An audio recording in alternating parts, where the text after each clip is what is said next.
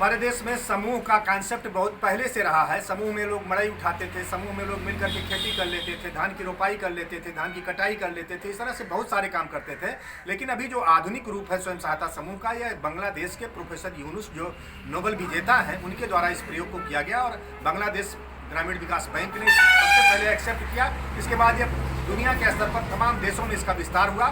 भारत में भी नाबार्ड ने इसको विशेष तौर से अपनाया और उसके बाद ये जो वैश्विक चिंतन था, वैश्विक सोच थी पूरी दुनिया की, उसको कैसे एक अंचल में, एक गांव में, एक मोहल्ले में कैसे वह साकार हो रहा है, इसका एक नज़ारा आज आपके सामने है। ये पूनम जी है जिन्होंने अपने प्रगति स्वयं सहायता समूह से 30,000 रुपये लेकर के आज इस ब्यूटी पार्लर का उद्घाटन किया है और इसमें NRLM नाम की एक योजना चल रही है जो पूरे भारतवर्ष में तमाम हमारी समूह की दीदियाँ इसमें काम कर रही हैं, इससे जुड़ी हुई हैं और इस तरह का इनको पहले मिलता है CCL के रूप में 15,000 रुपये और बाद में CIF के रूप में 1 लाख और उससे भी अधिक की राशियां और आगे चल करके इनके और भी योजनाएं हैं जिसमें इनको और बड़ी सहायता मिल पाती है। तो उसका एक नमूना आपके सामने है। तो पूनम जी, आपके समूह का क्या नाम है?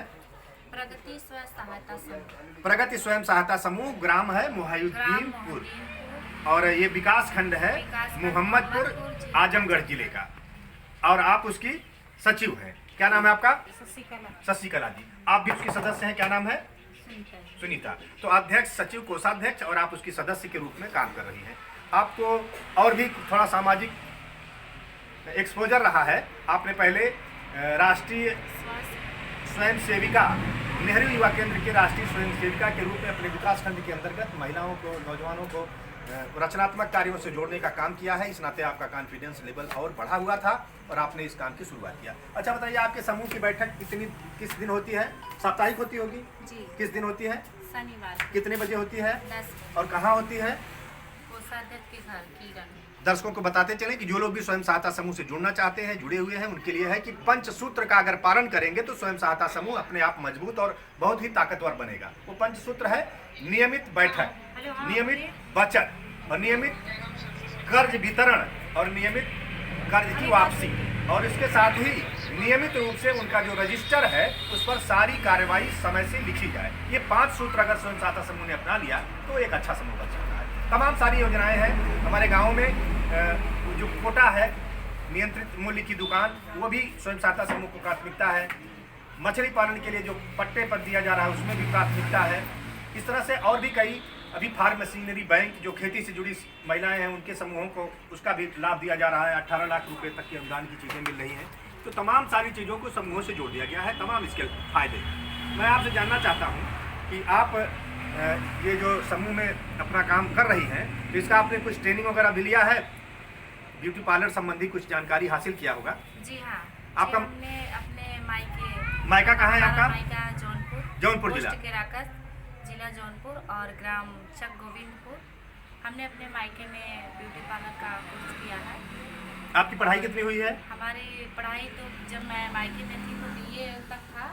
ससुराल में आने के बाद जो है हमने ग्रेजुएट यानी B.Ed किया और यहाँ पे जो है कि आने के बाद फिर हमने पढ़ाई की। फिर उसके बाद जो है कि हमारा एक नेहरू युवा केंद्र में एक लगा और उसमें भी बहुत अच्छा काम रहा वो भी, लेकिन वो 2 साल तक का ही था। डेढ़ साल तो खत्म हो गया। मैं आगे आपसे जानना चाहता हूँ कि आप अपने स्वयं सहायता समूह के जरिए अपने गांव की जो बहनें हैं, जो दीदियाँ हैं, इनके जरिए जो सामाजिक तमाम मुद्दे हैं, कहीं नशा है, कहीं और खर्चीले जो फिजूल खर्ची है, लोग बहुत सारे पैसे इधर उधर ओझा सोखा, भूत प्रेत भवानी चक्कर में भी खर्च कर देते हैं, तो उसके बारे में आपने कुछ प्रयास किया लोगों के बीच कि वो फिजूल खर्ची रुके, नशा रुके? जी हाँ, हम लोगों की जब बैठक होती है तो हम अपने दीदियों से ये चर्चा करते हैं कि आप लोग इन चीज़ों पे ना विश्वास करिए और ज़्यादा से ज़्यादा अपने बच्चों को पढ़ाइए लिखाइए, उस पर आप लोग ध्यान दीजिए और फिजूल खर्चों पे जो है कि आप लोग नियंत्रण रखिए।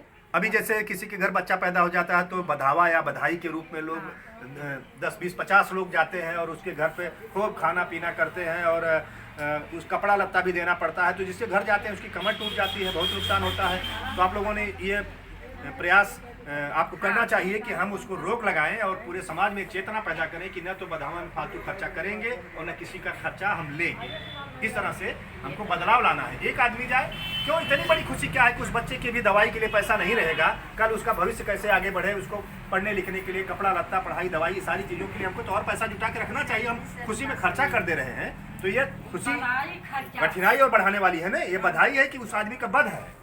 इसी तरह से मृत्यु भोज के बहिष्कार और तमाम ऐसी चीज़ों पर जागरूक होकर के शादी विवाह दिन में ही हो, कम खर्चे में हो, हमारी औरतें शादी खुद कराएं क्योंकि आप पढ़ी लिखी हैं, केवल पुरुष ही क्यों कराते रहें। ये सारे तमाम सारे बदलाव लेकर के हमारी स्वयं सहायता समूह उभर रहे हैं। देश के सामाजिक मुद्दों पर, आर्थिक मुद्दों पर और सारे मुद्दों पर ये बहनों का सशक्तिकरण हो रहा है और इसमें इस योजना का भी फायदा लोग ले सकते हैं और उसको अधिक से अधिक फायदा लेना चाहिए। आज वीडियो ने आपका उद्घाटन किया और आपके जीवन साथी जो हैं राम स्नेही जी जो पत्रकार हैं, मैं उनको भी एक सोशल वर्कर के रूप में जानता हूं और उनसे भी मेरी गुजारिश रहेगी कि इन चीज़ों को वो बढ़ावा दें और अपने गांव को एक आदर्श गांव के रूप में डेवलप करने का कोशिश करें।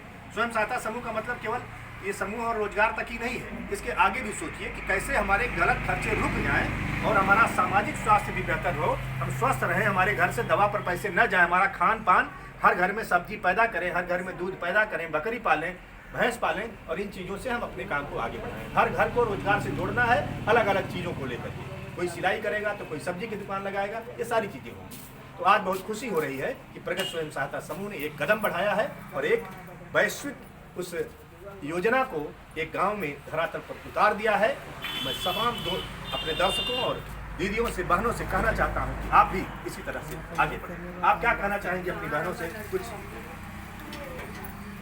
मैं अपने दीदियों से यही कहना चाहूँगी कि स्व सहायता में जुड़कर हमने जो ये कदम उठाया है और आप लोग भी ऐसे कार्य कर सकती हैं अपने साहस और उत्साह के साथ और अपनी आजीविका चला सकती हैं और इसका लाभ आप लोग उठा सकती हैं। आप अपने ऊपर निर्भर रह सकती हैं, न कि दूसरे के ऊपर। आप अपनी ये कार्य करके ये आजीविका अपना चला सकती हैं। देखिए, आपने बहुत अच्छी बात कही और आप लोगों ने समय दिया, अपना आयोजन किया, हमें भी आमंत्रित किया, इसके लिए हम आपको बहुत बहुत धन्यवाद देते हैं। और यह संदेश पूरे देश में जाना चाहिए, पूरे समाज में जाना चाहिए। हमको समाज बनाना है, प्यार बढ़ाना है, नफरत घटानी है, छुआछूत भेदभाव सारी चीज़ें खत्म करके हमको पर्यावरण की रक्षा करना है, हमको पेड़ लगाना है, पेड़ बचाना है और पेड़ लगाएंगे बचाएंगे तो ये असली धर्म होगा, असली देशभक्ति होगी, यही असली देशभक्ति है। बहुत बहुत धन्यवाद पूनम जी और आपकी सभी सहेलियों को, सभी दीदियों को, सभी बहनों को। चलिए ठीक है।